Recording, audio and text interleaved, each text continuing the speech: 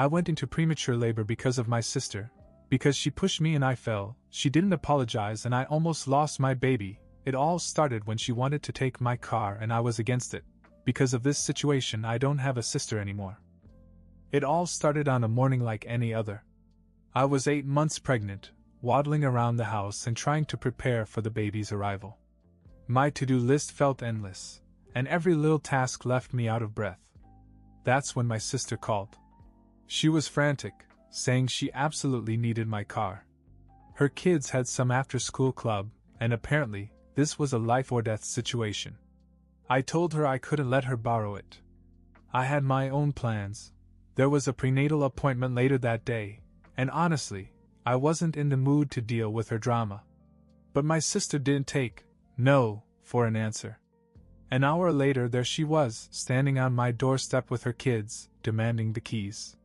She didn't ask, she demanded. Her reasoning? You're just going to sit at home all day anyway. That comment alone made my blood boil, but I tried to stay calm. I told her again that I needed the car for my doctor's appointment, and that it wasn't up for discussion. But my sister wasn't having it. She crossed her arms, stared me down, and started raising her voice. She made me feel like I was being unreasonable, like her kids' club was somehow more important than my pregnancy. I could already feel the stress building in my chest, but before I could even take a breath, the situation escalated. Her voice grew louder as she started pacing on my porch. She wasn't just annoyed, she was furious, like she had the right to my car just because she asked. I tried to explain again, but every word I said seemed to pour fuel on her fire. You're always so selfish, she yelled. I'm doing this for my kids, and you can't even help out your own family? What kind of person are you? At that point I'd had enough. I told her that I wasn't giving her the car and she needed to leave. But instead of walking away, she barged into the house, her kids trailing behind her, and started looking around for the keys. My heart was pounding. I told her to stop, but she ignored me, pulling open drawers and rummaging through my things like she owned the place. I could feel myself shaking, not just from anger but from the stress of the situation. The baby had been moving a lot that morning, and now I could feel sharp twinges in my belly. I told her she needed to leave, that I couldn't deal with this. But instead of backing off, she turned to me, got right in my face, and yelled, "If you won't help me, then what good are you?" She pushed past me, trying to head toward the kitchen, and that's when it happened. As she pushed past me, my balance gave out. I stumbled backward, feeling a sharp pain shoot up my side, and before I knew it, I was on the floor. My belly felt tight, and the twinges from earlier had turned into something more serious. I tried to get up, but the pain was unbearable. My sister froze for a moment, realizing what had happened. Instead of apologizing or helping me, she started yelling again. "You're so dramatic! Get up already! It's not like you're in labor!" I couldn't believe it. My mind was racing. Was I in labor? Was something wrong with the baby? The stress and fear overwhelmed me, and tears started rolling down my face. But she just kept ranting about how I was ruining her day. Her kids stood by the door, wide-eyed and silent, clearly uncomfortable with the whole scene. Meanwhile, I was struggling to breathe through the pain. I told her to call an ambulance, but she just scoffed, saying I was overreacting. That was when my neighbor, who must have heard the shouting, came rushing in. She saw me on the floor, pale and clutching my stomach, and immediately called 911. My sister just stood there, muttering about how everyone was against her. Got it. Let's start fresh and keep it one part at a time. The paramedics arrived quickly, but every second felt like an hour. I was lying on the floor, clutching my stomach, and my sister was still standing there, looking annoyed as if I had ruined her day. My neighbor was the one answering the paramedics' questions since I could barely speak through the pain. When they asked what had happened, my sister jumped in and said, "She slipped, it's no big deal." I couldn't believe her. Slipped? I wanted to yell the truth, but I was too focused on the baby. I couldn't feel any movement, and that thought terrified me more than anything. The paramedics carefully lifted me onto a stretcher and wheeled me out. As I passed my sister, she muttered something under her breath about me. Overreacting. My neighbor gave her a glare that could kill. On the way to the hospital, the paramedics tried to reassure me, but I could see the concern in their faces. I kept asking, "Is the baby okay?" But all they could say was, "We'll know more when we get there." The ambulance pulled up to the hospital, and everything became a blur. Nurses and doctors swarmed around me, asking rapid-fire questions while wheeling me into an exam room. I could barely process what was happening. The pain was still sharp, but the worst part was the silence in my belly. I still couldn't feel the baby move. One nurse hooked me up to monitors, while another pressed an ultrasound wand against my stomach.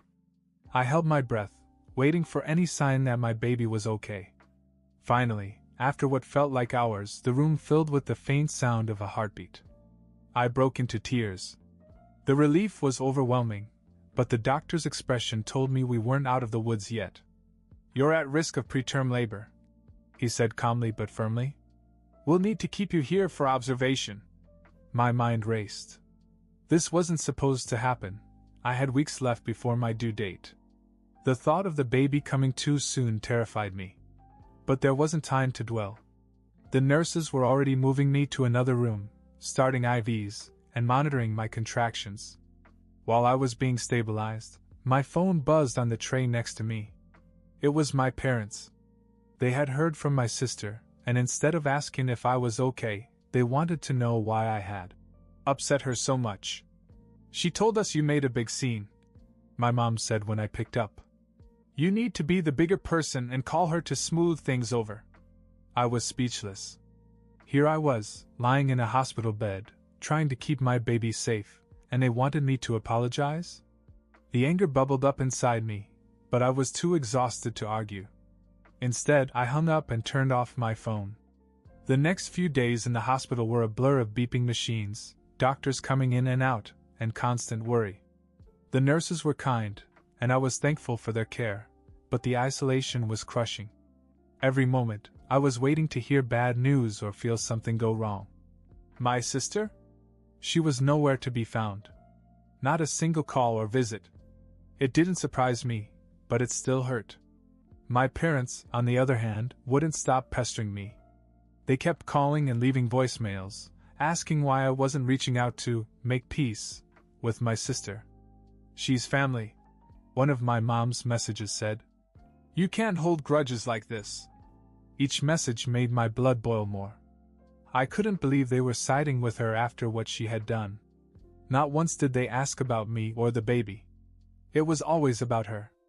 On the fourth day, my doctor came in with an update. The baby was stable, but they wanted to keep me for longer to make sure there were no complications. As hard as it was to hear, I was grateful for their caution. My baby's safety was all that mattered. That night, my parents showed up unannounced. They didn't come to check on me, they came to push their agenda. "You need to call your sister," my mom said as soon as she walked in. "She's upset, and this isn't healthy for anyone." I stared at her in disbelief. "Do you even realize why I'm here?" I said, barely able to contain my anger. She pushed me. I could have lost my baby. Instead of acknowledging what I said, my mom waved her hand dismissively. "She didn't mean it. You know how she gets." That was it. I told them to leave. I didn't shout or argue. I just pointed to the door. When they hesitated, I pressed the call button for the nurse. "You can come back when you care about me and this baby," I said. After I told my parents to leave, the room fell silent. I stared at the ceiling, trying to process everything. The people who were supposed to support me, the ones who should have cared the most, had just walked out, choosing my sister's feelings over my safety. For the first time in a long while, I felt completely alone. No family checking in, no messages of concern. Just the steady beeping of monitors and the occasional kind smile from a nurse. It was painfully clear who truly cared about me and who didn't. Days turned into a week. The doctors kept me and the baby under close observation, and while the contractions slowed down, they warned me to take things easy. I wasn't ready to go home yet, but at least the baby seemed to be stable for now. At the end of the second week, everything changed. Late one night, I woke up to sharp pains that felt different from the ones before. The nurses rushed in, and before I knew it, the delivery team was prepping me for an emergency C-section. I was terrified, but I didn't have time to panic. Within hours, my baby was born, a tiny, fragile boy who came into the world fighting. They whisked him off to the NICU before I could even hold him, but just knowing he was alive gave me a glimmer of hope. Recovery was slow, and every day felt like a battle. I wasn't allowed to leave my bed, and every minute that passed without holding my baby felt like an eternity. But the nurses kept me updated, and knowing he was in good hands kept me going. The NICU felt like another world, quiet except for the steady hum of machines and the occasional cries of tiny fighters like my son. Every nurse and doctor became a part of my routine, their faces a mix of reassurance and urgency. But that day, something changed. It started when a new doctor entered my son's room. She introduced herself as Dr. Alvarez, a specialist called in to oversee the most fragile cases. She was calm, confident, and had a way of explaining things that made me feel like we had a real shot. "We're seeing progress," she said with a small smile. "Your son is responding better than expected. He's a fighter, just like his mom." Her words gave me a flicker of hope I hadn't felt in weeks. But just as she walked out, a nurse rushed in with a worried expression. "There's a visitor downstairs for you," she said hesitantly. For a second I froze. Visitor? My mind immediately raced to my parents, or worse, my sister. I reluctantly left the NICU and made my way to the waiting area, my stomach tightening with every step. But when I turned the corner, it wasn't who I expected. "Hey, love!" There he was, my husband. His uniform was wrinkled, his eyes tired, but he was here. After all the months apart, the weight of everything came crashing down, and I burst into tears. He crossed the room in 3 long strides, pulling me into a hug, careful of my still healing body. "I came as soon as I could," he said, his voice cracking. "I'm sorry I wasn't here sooner." For the first time in weeks, I felt like I wasn't completely alone. My husband's presence brought a calmness I hadn't experienced since this nightmare began. But of course, peace doesn't last long when my family is involved. The next day, just as my husband and I were about to head to the NICU to see our son, the nurse at the front desk stopped me. "Your parents are here," she said cautiously. I froze. My stomach churned with a mix of frustration and exhaustion. I didn't have the energy for their guilt trips, not now. But before I could process what to do, they were already walking toward me, expressions caught somewhere between guilt and defiance. My mom spoke first, her voice laced with the same tired plea I'd heard too many times. "We've been worried about you. You need to let this go and talk to your sister. She's upset too, and it's not healthy to hold on to this anger." I could feel my blood boiling. "Upset? She's upset? I'm the one in the hospital because of her." My dad tried to step in, his tone softer but just as infuriating. "Families fight. You need to forgive her. She's your sister, and she made a mistake." Before I could respond, my husband stepped forward. His voice was calm, but there was an edge to it I rarely heard. "Let me get this straight. You're here, not to ask how she's doing, not to see your grandson, but to tell her to forgive the person who put her in this hospital." My parents looked taken aback. My mom stammered, "We just want everyone to move past this." "Move past this," he repeated, his voice rising. "She nearly lost the baby, and you're worried about her sister's feelings?" When they didn't respond, he pointed to the door. "If you can't support her right now, you need to leave. And don't come back until you figure out what actually matters." They looked at me one last time, as if expecting me to stop him, but I didn't. I just watched as they turned and walked away. A few days after my parents left, I was finally starting to feel a little lighter. My husband was by my side, my son was growing stronger, and the nurses and doctors had become a comforting constant. For the first time in weeks, there was a sense that things might actually get better. But, as always, my sister had a way of ruining everything. It was late in the afternoon when I saw her. I had just returned from the NICU, ready to rest for a bit, when I heard a familiar voice echoing down the hospital corridor. My heart sank. There she was, standing by the nurse's station, casually chatting with one of the staff like nothing had happened. She was holding a coffee cup in one hand and her phone in the other, scrolling as if she were here for a social visit. I couldn't believe it. After everything she had done, putting me in the hospital, not visiting once, ignoring my calls, she had the audacity to show up now? When she noticed me, she smiled, as if we were on good terms. "Hey, I thought I'd stop by and see how you're doing," she said, her tone dripping with insincerity.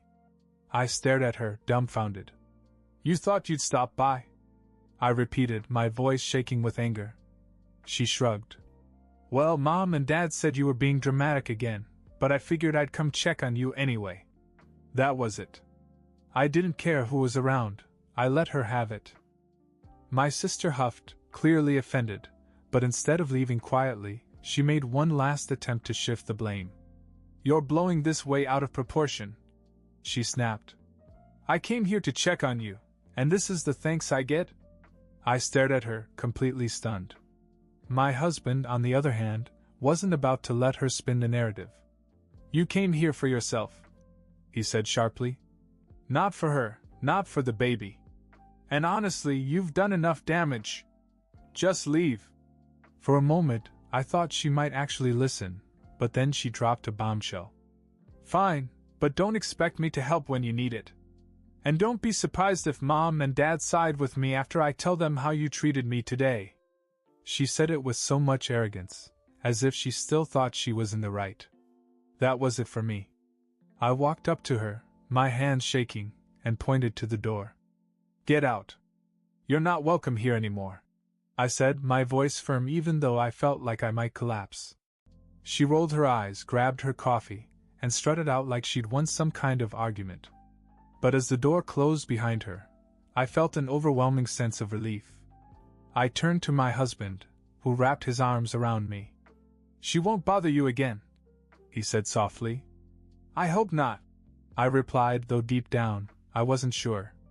6 months have passed since the chaos with my sister, and I can finally say life feels normal, peaceful, even. My husband and I are stronger than ever, and our little boy is thriving. The days in the NICU feel like a distant memory now. Our son is no longer the fragile baby in the incubator. He's a healthy, happy little boy, full of life and curiosity. Every morning, I wake up to his cheerful giggles and the sound of him trying to babble his first words. He's started trying to walk, too. His tiny legs wobble as he grips the edge of the couch, his face lighting up with determination and excitement. Every time he takes a few steps before plopping down, he looks at us with a big toothless grin, as if to say, "Did you see that?" Watching him grow and explore the world has brought so much joy to our lives. It's a reminder of how far we've come. My sister hasn't tried to contact me since that day at the hospital, and honestly, I don't miss her. My parents occasionally bring her up when they call, but I keep the conversations short. I've learned to prioritize my own peace and my family's happiness over toxic relationships. For the first time in what feels like forever, I'm not carrying the weight of other people's selfishness. I have my husband, who stood by me through the worst, and my son, who fills every corner of my life with light. As I watch my little boy take another wobbly step, I smile, knowing that we're finally in a place where we can just be happy.